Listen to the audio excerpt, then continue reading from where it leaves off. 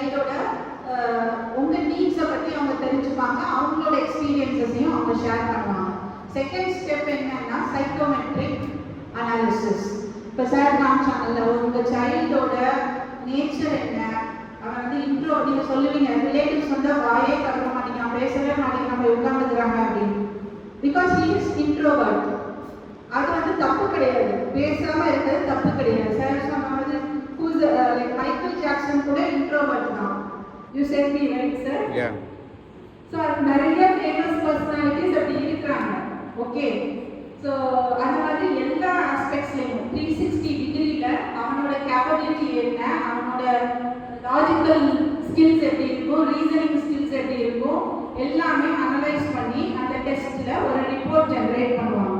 இந்த ரிப்போர்ட் வந்ததுக்கப்புறம் அந்த ரிப்போர்ட்டை வச்சுட்டு ஸோ இப்படி இருக்க பர்சனாலிட்டிக்கு என்ன மாதிரி ஜாப்ஸ்லாம் சூட்டபிளாக இருக்கும். ஒரு ஜாப் 2 ஜாப் கொடுக்க மாட்டாங்க, கிட்டத்தட்ட 20 jobs, plan A plan B சொல்கிறாங்கல்ல, 20 ஜாப்ஸ் கிட்ட கொடுப்பாங்க.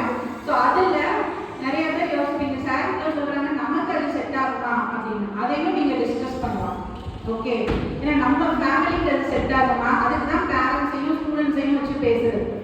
ஓகே, நம்ம கம்யூனிட்டிக்கு செட் ஆகுமா, எல்லாமே நீங்கள் யோசிப்பீங்க. ஃபேமிலிக்கு செட் ஆகுமா, சொசைட்டிக்கு செட் ஆகுமா. ஸோ ரெண்டுமே செட் ஆகிற மாதிரி இருக்க ஜாபை 2 பேரோட சம்மதத்தோடையும் நீங்கள் சூஸ் பண்ணலாம்.